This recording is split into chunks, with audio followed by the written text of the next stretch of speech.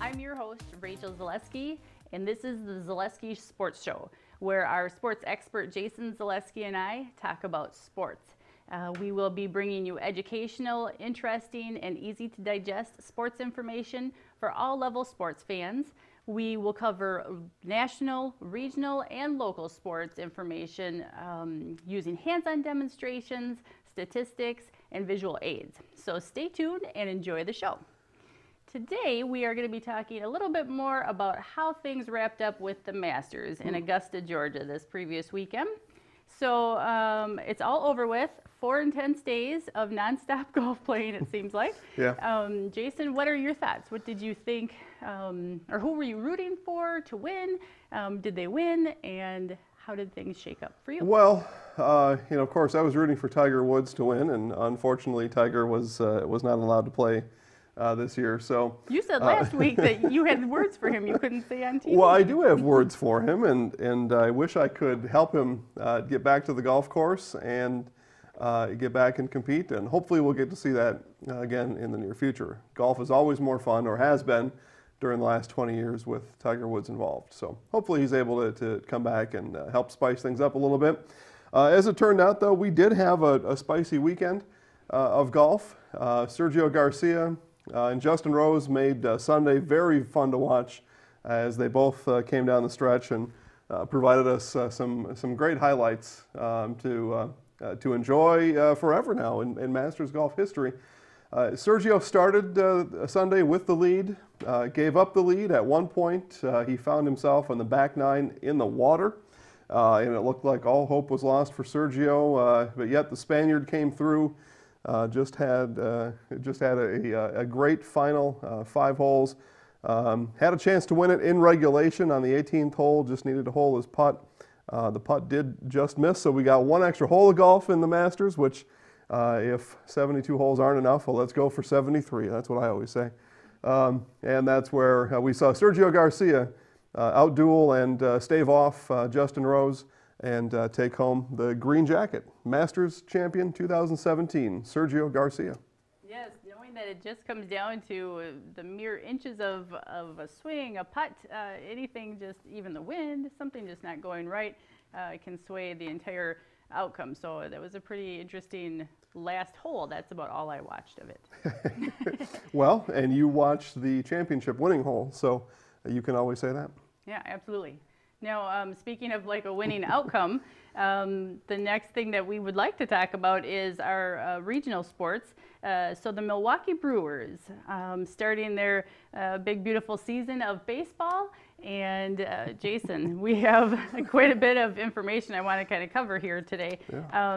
So what do you think the Milwaukee Brewers, how do you think they're going to do this season? Well, I think to talk about how they're going to do this season, I think it might be important to take a trip down memory lane. Sure. And think back to the good old days, which in this case was just 5.5 years ago in 2011. In 2011, really the most successful Milwaukee Brewers campaign of my lifetime. The Brewers finished 96 and 66. They were 2011 National League Central champions that year. They beat the Arizona Diamondbacks in the first round of the playoffs and advanced all the way to the National League Championship Series, where they were tied at one point 2-2 against the St. Louis Cardinals. So just had a tremendous season, lots of fun to watch. The Brewers scored a lot of runs that year and really made things exciting for everybody. Players like Ryan Braun, Prince Fielder, Ricky Weeks, Jonathan Lucroy, pitcher Zach Greinke. 2011 was really a year to remember. Well, what a long time ago 2011 was. The Brewers, as they strike out in their 2017 campaign, will be a year full of challenges. There is no doubt about that. There are some things that are still the same. 2011 National League MVP Ryan Braun is still around, and he's still clean as far as we can tell. So we're very excited about that. Had 30 home runs last year and figures to be a big part of the offense again this year. Also on the 2011 team, Craig Counsell, infielder Craig Counsell, now Brewers manager Craig Counsell, starts his second full year as the skipper of the Brewers, and we'll see what kind of leadership he can bring as he translates his playing days now to these group of young players and helps to guide and coach them through. Some other players of note this year, Rachel. Keon Broxton, outfielder, has got some power. He's got some speed, and we'll see if he can continue to progress through his major league career and be a factor even in 2017. Neftali Feliz, new closer for the Brewers this year. It's always nice to have a good closer. In order, though, to utilize that person, you need to hold the lead throughout the game. So we'll see if the Brewers can give Neftali some throws and some innings in the closer role. Speaking of pitchers, Junior Guerra, starting pitcher, probably the best pitcher the Brewers have coming in this year. So we'll keep an eye on him throughout the year.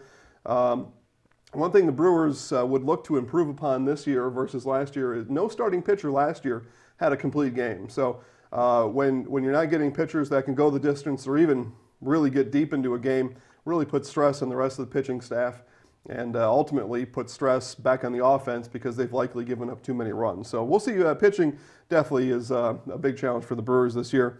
Jonathan VR, shortstop, again, kind of like Broxton, hits for some power. A big stolen base threat, had 50 stolen bases last year. We'll just see if this year, if his on-base percentage can be high enough to even get him on base, so he can steal those bases for the Brewers this year. So overall, again, so back to 2011, 96 wins. The Brewers won 60% of their games. Since then, it's been kind of a drop-off. We've seen 83, 74, 82, 68, and just 73 wins in those seasons since 2011. That's a 47% winning percentage. So I don't know if it's going to be a whole lot better, Brewer fans. I think 69 wins is probably the mark.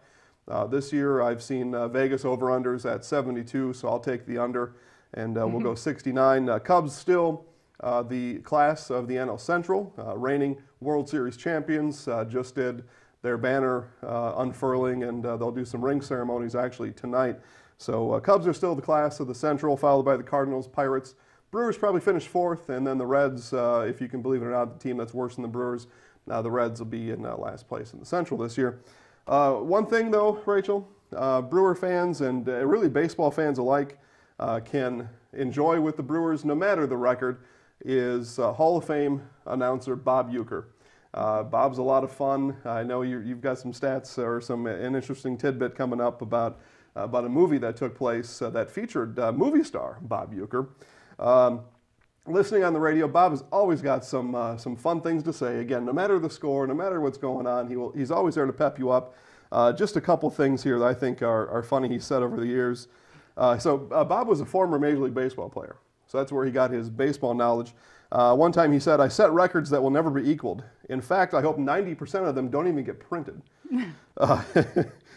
Sporting goods companies pay me not to endorse their products.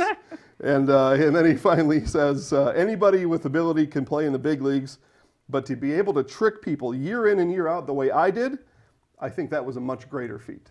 Ladies and gentlemen, Bob Uecker. Yeah, he's so great. I enjoy listening to him. And also, he was born and raised in Milwaukee, Wisconsin, so Milwaukee's own. Fun fact for you, Jason. Okay. So the movie, it's a 1989 comedy movie called Major League, which I'm sure you already knew because when I told you this stat and fun fact, you did know it. Too high. That's the best quote in the movie for me. So in that movie, the Cleveland Indians were the team that were portrayed, and many of the film's scenes were shot in and around Milwaukee, including the Milwaukee County Stadium, which used to be the previous stadium that the Milwaukee Brewers played in before Miller Park. Yep, was there many times. It was a fun place to watch a game and apparently a better place to film a movie. Yeah, so all right, go Brewers. That's right. So staying in tune with baseball, softball, with our Sports 101 segment, we kind of break down some fundamental questions or information. And today's Sports 101 question is, in baseball or softball, what is a shutout? So a shutout? Okay, well I like that one. That's a good one. A shutout is when one team has 0 runs, or maybe in other sports where the other team or one of the teams didn't score. Didn't score. Soccer, football, basketball, you name it, baseball. I don't know that would happen much in basketball. That would be interesting though. I bet it's happened. But yeah, baseball, softball, you hear a lot of it, and soccer too, where scoring is at a premium, and it's a big challenge in those games. You hold the other team scoreless, you have shut them out. Well, wonderful. So that brings us to our next segment of local sports. We do actually have a shutout to report. Oh. So the Marshfield girls varsity softball, Marshfield Tiger girls, beat Wisconsin Rapids 9-0. There you go. Shut them out, shut them down. Shut them out, shut them out. The complete game shutout was thrown by Megan Donahue. Nice job. And they have a match tomorrow at 4:30 p.m. against Merrill, and also a game against Rhinelander to follow at 6:15. Hey, that's tough. You go back-to-back against Blue Jays and Hodags, it doesn't get a whole lot more difficult than that. Yeah, so they'll be playing at home at the Marshfield Fairgrounds. Boys varsity baseball, Marshfield Tigers, plays their first game, and it's a doubleheader tomorrow at home on Hackman Field, starting at 4 p.m. against Eau Claire North. Okay. And then the keep staying in tune with Marshfield Tigers, the boys tennis team. They actually play tomorrow at their home Bozen Courts, starting at 4 p.m. against DC Everest. And then they also have an invitational this Saturday coming up, Saturday morning, being hosted in Marshfield at Bozen Courts, starting at 9:30 in the morning against the Chippewa Falls High School. There you go. So then moving on to Columbus Dons, the boys varsity baseball lost to Owen Withee, Blackhawks 14-9 last Friday. Their home opener was scheduled yesterday against Colby, but was canceled. So the boys play next tomorrow at home against the Loyal Greyhounds at 5 p.m. And then, Swarm of Hornets probably canceled the game. Boom, that's right. And then the girls, Columbus Dons varsity softball, they did lose to Neilsville Warriors last night, 14-13. The girls, close game. Yeah, very close game. The girls play again tomorrow night at home against Loyal at 5 p.m. as well. Okay, So, keep an eye on the Greyhounds. They're fast, but I think you can probably figure them out. yeah, very well. And good job, Megan Donahue, for that shutout game. Awesome. Keep it up. Keep up that good work this season. Other things to do around town this weekend. In case anybody didn't know, it is Easter weekend, so Yes. make sure that you get your Easter baskets filled. Make sure your kids do not know where you hide them if you do that in your home. And then also make sure, besides attending multiple church services around town here in Marshfield, afterwards you can enjoy an Easter brunch buffet at Marshfield Hotel at the Libby McNeil's restaurant. And it is a buffet. Did I say that? Yeah, I think so. All right. So that goes from 10 Yeah. a.m. to 2 p.m., $19.99 for adults, $10.99 for children, and any children under the age of 4 is free. Just make sure that your 19-year-old doesn't try to pass off as a 4-year-old, and you'll be fine. Reservations are needed and expected. So make sure to call ahead. So with the Easter baskets, Rachel, is it okay if I hide the baskets so well that the kids can't find it and then I just get more candy? No, we actually have tried that in our home, and it doesn't go well. The kids just start crying, and then they start begging me to tell them where the baskets A are. mob mentality. They just come after you. Yeah. Well, yeah. in between a kid and the candy is not a place you'd like to be. But other than that, have a great, wonderful weekend, everyone. Thank you so much for watching. This is the Zaleski Sports Show. I'm your host, Rachel Zaleski, and Jason Zaleski, our sports expert. We bring you sports information every week, so make sure that you check us out here on Marshfield TV website. You can find us, and then also the Zaleski Sports Show is on Facebook. We have our own page. You can go ahead and like that, comment, interact with us there, or you can go ahead and email us at zaleskisportshow@gmail.com.